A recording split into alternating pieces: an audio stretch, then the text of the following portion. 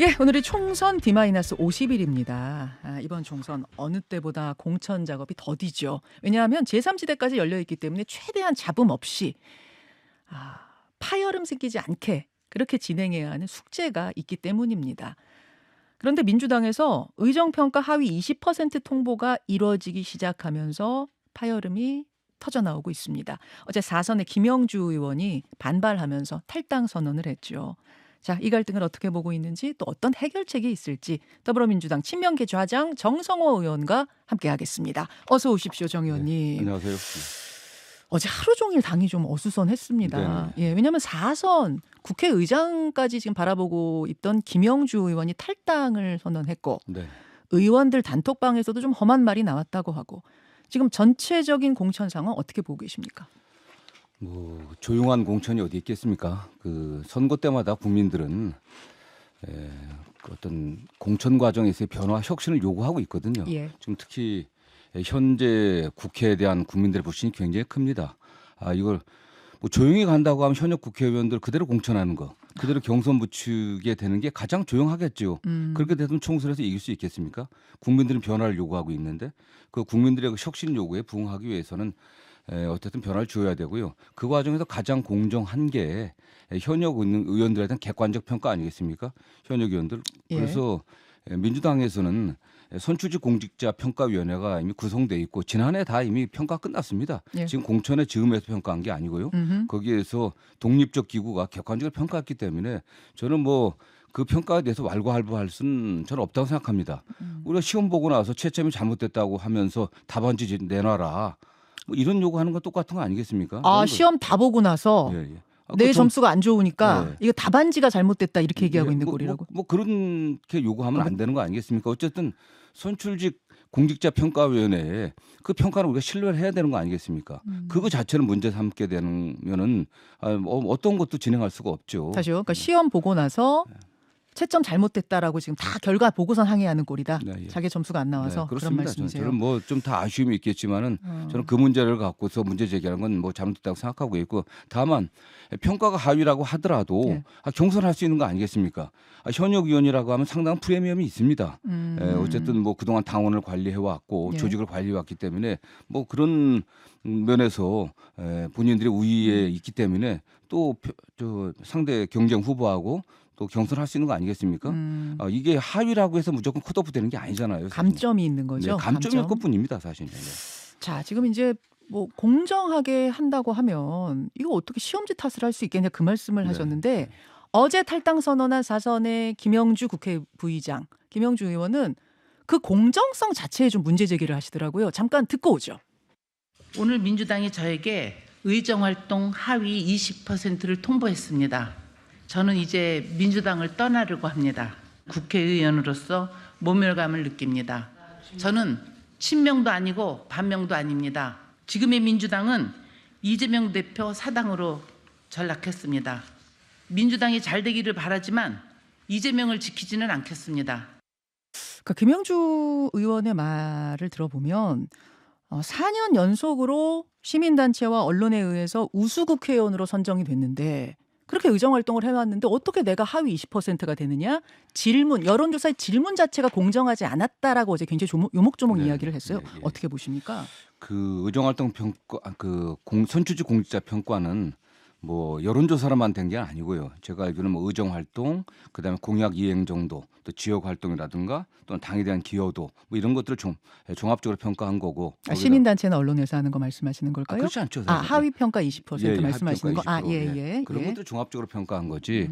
무슨 뭐 시민단체로부터 상을 받았다 안 받았다고 하는 것은 이 평가 기준에 전혀 없습니다. 제가 알기로는요. 전혀 없는 거고 그런 것도 종합적으로 평가해서 나온 결과이기 때문에 저도 제가 뭐 어느 정도 점수 나왔는지 잘 모르겠습니다. 뭐 하위 평가에 들어간지 안 들어간지 아직은 저는 모르겠는데 어쨌든 이 평가 자체를 이거를 부인하게 되면은 어떠한 공천도 어떠한 공천 과정에서의 변화도 만들어낼 수 없는 거 아니겠습니까? 저는 뭐 김영주 부의장님 개인적으로 굉장히 존경하고 좋아하는 사이입니다. 예, 또 가까운 사이이기도 예. 하고 안타까운 충분히 심정 이해합니다.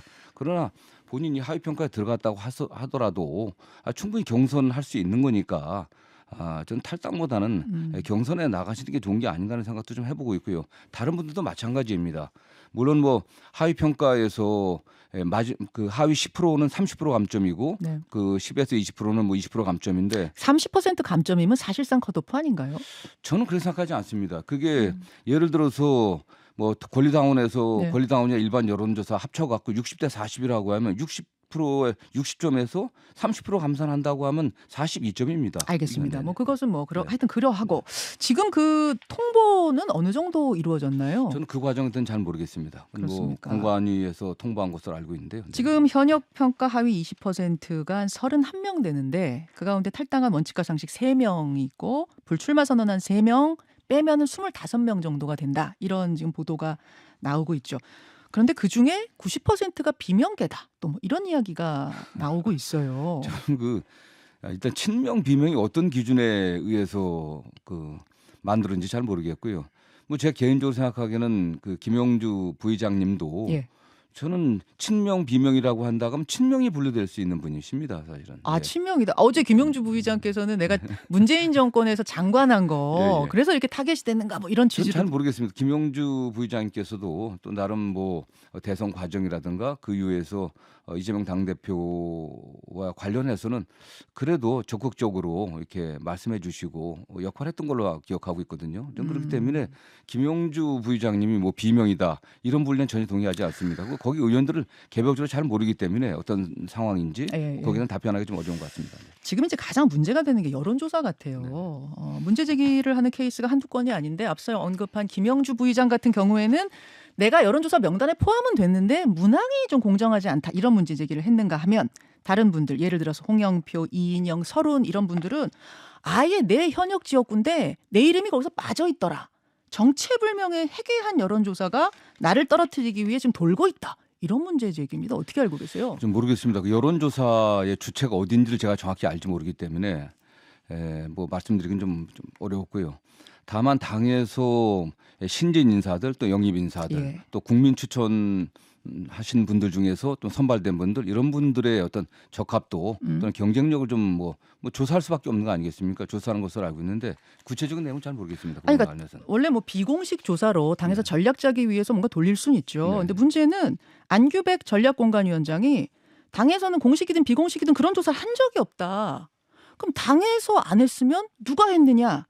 이렇게 되는 겁니다. 이제 문학진 전 의원 같은 경우에는 일명 경기도팀이라고 불리는 비선 조직이 지금 이런 유령 조사, 해괴한 조사를 돌리고 있다. 네네. 이런 주장을 했거든요. 저는 뭐 그 경기도 팀이라고 하는 비선 조직은 정말 전 금시초문입니다. 금시초문이세요. 예, 금시초문입니다. 과연 그게 가능할지 그런 조직들이 활동하는 게 국민들 모르게 또는 뭐 당원들이나 지지자들 모르게 활동하는 게 가능할지 저는 뭐 그 의문이고요. 동교동계 원로들도 네네. 경기도팀 이야기를 하면서 그런 소문이 여의도에 파다하다. 예전 성남시 그 경기도 시절부터 같이 했던 그 측근 그룹이다. 뭐 이런 이야기들을 아니 지금 이 상황에서 그 이재명 대표와 가까웠던 최측근들이 사법 처리되고 예. 있지 않습니까? 뭐 그런 분들이 주축이 됐다는 얘기를 저도 들었는데 그게 과연 가능한 건지 뭐 그렇게 돼 갖고 정말 그게 드러난다고 하면은 큰 문제 아니겠습니까? 저는 그럴 가능성은 별로 없다고 보고 있습니다. 그렇게 보세요. 다만 뭐 나오는 후보자들뿐만 아니라 여러 그룹에서 조사할 수 있는 거 아니겠습니까? 또 출마 희망자들도 그렇고요, 개별적으로도 그렇고. 네. 그런 것들일 것이다. 네네. 아마 내가 출마하고자 하는 예비 후보인데 개인적으로 돌린 거 뭐 이런 게 그럴 수도 아니겠는가 있고 보시는 그런 거 거예요? 아니겠습니까? 당에다가 내 경쟁력이 지역에 지금 이런 적뿐만 아니라 전국적으로 굉장히 많은 여론조사에 돌고 있습니다. 예, 본인들이 자기 경쟁력을 입증하기 위해서 뭐 의뢰해갖고 조사하는 경우도 그럼 있어요. A 후보, B 후보 뭐 이런 식으로 돌렸을 수도 있단 말씀이세요. 네, 그럼 벌써 그 여론조사 그 자체만 갖고서 예. 이게 그분들뿐만 아니라 저도 제 지역구에서 여론조사를 했기 때문에 전 누가 했는지 모르겠습니다. 어쨌든 그런 걸 갖고서 문제 삼기는 공정하지 않다고 주장하는 것은 적절치 않다고 보습니다. 네. 사실 공천 갈등의 시작으로 거슬러 올라가자면 이제 임종석 전 네. 실장이 있습니다. 임종석 전 문재인 대통령 비서실장 이미 한 3주 전부터 시작이 됐는데 아직도 정리가 되지 않고 있어요. 이거 당에서 어떻게 해야 된다고 보세요? 잘 모르겠습니다. 잘 모르겠는데 어쨌든 너무 이게 시간이 오래 끄는 것은 바람직하지 않다고 보고 있습니다. 그렇죠. 저는 뭐 그 임종석 전 비서실장 같은 경우도 민주당의 승리를 간절히 원하는 분 중에 한 분 아니겠습니까? 물론 그렇겠죠. 본인들이 그 과정에서 적극적인 역할을 하고 싶어하는 거고요. 더군다나 뭐 문재인 정부에서 핵심적인 역할을 했던 분이기 때문에 네. 그런 면에서 본인이 하고 싶은 말도 많이 있을 겁니다. 그렇기 때문에 저는 이 문제 관련해서 더 끌지 말고 예. 당 지도부와 임종석 실장이 좀 빠른 시점 만나갖고 예. 뭐 최선이 아니면 차선 아니면 가장 나쁜 걸 피하기 위해서 덜 나쁜 거를 좀 선택하는 그런 결론을 빨리 내렸으면 좋겠습니다. 네. 빨리 내려야 한다는 건 뭐 양쪽 다 그렇게 생각하고 있는 것 같고 네. 어느 쪽으로 결론이 나야 된다고 개인적으로 저는 뭐 개인적으로는 뭐 어떤 거든지 이건 좀 논의를 해봐야 되지 않겠습니까? 꼭 이거 아니면 저거가 아니라 원래 정 최선이 아니면 의원님께서는 차선이고. 좀 네. 험지로 나가기를 바라지 않으셨어요? 저는 의논을 좀 해갖고 가장 나쁜 걸 피하기 위해서 덜 나쁜 걸 선택하는 게 되게 정치인 것 같습니다. 최선도 없고 차선도 더 없는 것 같아요. 그렇기 때문에 그 각을 피하기 위해서 차악을 선택하는 것처럼 다른 제3의 길도 생각해봐야 되지 않겠냐라는 얘기를 좀 했었습니다. 이쪽에서는 지금 성동 간만 얘기하고 있고 이쪽에서는 험지 얘기하고 있으면 중간 정도가 없겠느냐 제3의 길 그 말씀하시는 것 같은데 친문계 입장은 굉장히 단호해요. 친문계에서는 임종석 실장이 중성동 갑에서 배제되면 가만히 있지 않겠다. 저는 그거야말로 그런 소리 해서는 안 된다고 생각합니다. 어떻게 공천이라고 하는 게 뭐 누구의 의견에 의해 갖고서 이 사람 아니면 안 된다가 어디 있겠습니까? 당의 전체적인 선거 전략 또 선거 구도 안에서 이루어져야 될 문제죠. 네네. 근데 이제 가만히 있지 않겠다라는 이야기가 나온 마당이면 진짜로 이게 이제 하위 20% 통보하고 맞물리면서 연쇄 탈당처럼 이어지진 않겠는가? 그 우려는 없으십니까?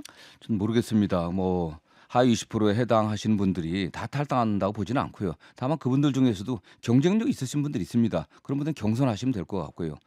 대부분이 경선하지 않겠다는 생각을 해봅니다. 그리고 뭐 설사 탈당하는 분들이 뭐 과거에도 있지 않았겠습니까? 그러나 임종석 전 실장은 그런 분은 아니라고 보고 있고요. 임종석 실장은 어쨌든 민주당과 함께 해보고 문재인 정부에서 핵심적인 역할을 했던 분인데 탈당하시겠습니까? 그렇기 때문에 조속한 시일 내에 좀 만나서 결론을 내리기를 좀 희망합니다. 네. 제3의 길을 찾아라. 해법 찾아야 된다. 정성호 의원 만나고 있습니다. 그나저나 정성호 의원님 신명계세요? 저는 뭐 아까 모두의 그 처음에 제가 뭐 친명 좌장이라는데 절대 그렇지는 않습니다. 제가 계속 친명좌장 아니시라 그래도 그냥 이재명 대표 지난번에 현근택 변호사 문제 뭐 저 병원에 있는 이재명 대표하고 상의하신 것도 결국 상의한 게 정성호 물어와서 제 의견을 답변했습니다. 의견을 답변했는데 가까운 사이신 건 맞아서. 아니 뭐 저는 이재명 대표를 그렇게 무서워하거나 어려워하지 않습니다. 그래서 밖에 그 시정의 여론이라든가 당내 여론을 있는 그대로 전달하고 대개는 당 대표가 별로 좋아하지 않는 소리입니다. 그래서 그게 자장이에요. 네, 아니 그래서 그냥 개인적인 관계일 뿐이지 소위 그 친명 여러 가지 그 카페 그런 커뮤니티에서는 뭐 저에 대한 비판이 엄청납니다. 그렇습니까? 지금 이제 언론에서 나오는 소리인데 7인회를 대신해서 이제 신명계가 움직이고 있다. 그 신명계가 뭐 이른바 밀실에서 지금 공천 작업하고 있는 거 아니야? 누구 뭐 컷오프하고 이런 명단 짜고 있는 거 아니냐? 이런 얘기가 나오잖아요. 전 신명계가 아니라 당의 지금 그 공적인 책임을 맡고 있는 분들입니다. 되게 사무총장, 조직부총장, 또 사무부총장, 뭐 전략위원장, 그다음에 뭐 민주연구원장 이런 분들이죠. 또 그 인재영입위원회 간사 이런 분들이 모여서 의논하는 건 너무나 자연스러운 과정 아니겠습니까? 이분들이 신명계가 아니라 당의 그 공천 과정에 있어서 공적인 책임과 역할을 맡고 있는 분들이기 때문에 이걸 무슨 신명계다고 보면 말이 안 되는 거죠. 네. 13일 밤에 이재명 대표 사무실에 뭐 정성호 의원을 포함해서 조정식, 박찬대 이런 분들이 공관위원, 김병기 공관위원의 보고를 받고 누구를 컷오프할 거냐 뭐 이런 걸 논의했다는 게 이 얘기의 이제 근거잖아요. 네네. 그건 어떻게? 저도 뭐 언론 보고 알았는데요. 안 계셨어요? 그날 굉장히 뭐 지역에 있다 그 다음 날 굉장히 고생을 많이 했습니다. 뭐 전화를 뭐 수백 통 받고 그랬었는데 저는 뭐 되게 그랬을 거다. 정성호가 당연히 거기 있었을 거다 하는데 저는 아무런 공적 역할을 맡고 있는 사람이 아니기 때문에 알리바이 입증해야 되는 거예요 지금? 뭐 입증할 수 있죠 그거야. 아니다 등 얘기하셨습니다. 경기도팀 신명계 이제 이런 이야기들은 그럼 좀 호사가들이 만들어낸 뭐 그냥 만들어낸 거예요? 얘기라고 생각합니다. 아무튼 국민의힘이 이제 별 그 뭐 물갈이 없는 예전으로 따지면 꽤 밋밋하다라고 할 수 있는 공천을 함에도 불구하고 민주당이 워낙 잡음이 있고 공천을 지금 못하다 보니까 비교 우위를 누리고 있다. 반사이익 누리고 있다. 이런 얘기 나와요. 저는 뭐 거기에 동의하고 싶지는 않습니다. 원래 여당은 좀 일사불란하고 야당은 백가쟁명입니다. 여당은 더군다나 지금 현역 의원이 적지 않지 않습니까? 적기 때문에 네. 그 현역 의원 탈락자가 굉장히 적습니다. 그렇기 때문에 실제 현역 의원에 대한 공천이 시작되고 한다고 하면 예. 더 큰 파열음이 나올 수 있고요. 또 여당 같은 경우는 줄 자리가 많이 있지 않겠습니까? 뭐 그렇죠. 장관이든지 정부든지 안에 그렇기 때문에 공기관 뭐. 예, 야당 그러나 딱 이건 하나 분명합니다. 여당은 변화가 지금 없습니다. 야당의 공천 잡음이라고 하는 것이 어떻게 보면 혁신 공천을 하는 과정에서 일어나는 그런 산통이다라고 생각하고 있고요. 또 그 과정에서 불협화음이 있지만은 결국 최종적인 결론을 보면은 민주당이 더 시대의 변화에 맞는 새로운 인물을 공천할 것이다라고 좀 보고 있습니다. 네. 그 이제 조언을 하는 분들이 민주당에 애정 갖고 조언하는 분들이 이런 얘기 하시더라고요. 다른 사람들에게 어떤 불출마든 뭐 험지든 희생을 요구하려면 지도부부터 희생해야 되는 거 아니냐. 네, 네. 지금 지도부의 희생이 보이지 않는다. 이런 겁니다. 네, 네. 그러니까 친명계, 비명계 모두 납득할 수 있어야 되는 거 아니냐. 뭐 이런 자, 지도부의 희생 요구 어떻게 보세요? 아니 저는 뭐 좀 약간 뭐 일면 한 측면에서는 그렇게 볼 수도 있겠지만은 예. 지금 그 지도부가 지금 공천 과정을 관리하고 있는 거 아니겠습니까? 공천 과정 관리하는 분들이 먼저 내 거부터 내려놔라 뭐 이렇게 그렇게 볼 수도 있겠지만은 사실은 그분들이 딱히 그 책임을 져야 될 만한 그런 것은 현재까지는 없다고 좀 보고 있습니다. 네. 현재까지는 뭐 그렇고요. 지금의 공천 파열에 대해서는 네네. 예. 그분들이 그러니까 네. 그분들이 뭐 책임져라 이런 의미가 아니고 앞으로 어떤 혁신 공천 말씀하신 혁신 공천을 하려면 지도부가 먼저 좀 불출마든 뭐 경선이든 이런 식으로 좀 해야 되는 거 아니야 이런 요구 같아요. 뭐 그거는 뭐 본인들이 좀 결단할 문제 같고요. 제가 지금 이 자리에서 뭐 어떻게 해야 된다라고 얘기하는 건 적절치 않고 다만 당 대표라든가 지도부에 지금 공천 과정에 관여하는 분들이 예. 저는 뭐 공정하게 하려고 노력하고 있고요. 더군다나 국민들의 눈높이에 맞춰서 그리고 가장 중요한 게 당선 가능성입니다. 본선 경쟁력입니다. 이런 기준 하에서 한다고 저는 보고 있습니다. 현재 현역 의원들이 인지도가 높기 때문에 그냥 단순 여론조사하면 되게 앞서게 돼 있습니다. 그러나 그 눈높이에만 맞춘다고 하면 총선 본선에서는 질 가능성이 높습니다. 그분들이 나가는데 그 자리에 찐명들이 오는 거 아니야? 뭐 이런 불안이 당내 있는 거잖아요. 현재까지도 도대체 누가 찐명이고 그런 면에서 찐명이라고 공천받은 분 또는 단수 확정된 분은 거의 없는 것으로 알고 있습니다. 지금까지는. 예, 네. 앞으로도 그럴 것입니다. 한 1분 남았는데요. 지난해부터 계속 얘기가 나왔던 거긴 한데 최후의 반전 카드로 이재명 대표의 이선 후퇴 이 카드 살아 있습니까? 전 모르겠습니다. 제가 여러 번 얘기를 했는데 총선 승리에 가장 절박한 사람은 이재명 당대표다라고 생각하고 있고요. 그래서 총선 승리를 위해서는 뭐 여러 가지 선택들을 다 할 수 있겠고 다만 뭐 대표가 이선 물러나냐 안 물러나냐는 본인의 결단의 문제이기 때문에 제가 뭐 이렇게 말씀드리는 게 적절치 않다고만 말씀드리겠습니다. 물론 이래라 저래라 대표에게 뭐 할 수는 없습니다만 그 카드도 열려 있다고는 보세요. 고민에는. 저는 뭐 모든 카드가 다 열려 있는 거 아니겠습니까? 네. 알겠습니다. 여기까지 오늘 말씀드렸죠. 민주당 정성호 의원님 고맙습니다. 네, 감사합니다. 네. 김현정의 뉴스쇼는 시청자 여러분의 참여를 기다립니다. 구독과 좋아요, 댓글 잊지 않으셨죠? 알림 설정을 해두시면 평일 아침 7시 20분 실시간 라이브도 참여하실 수 있습니다.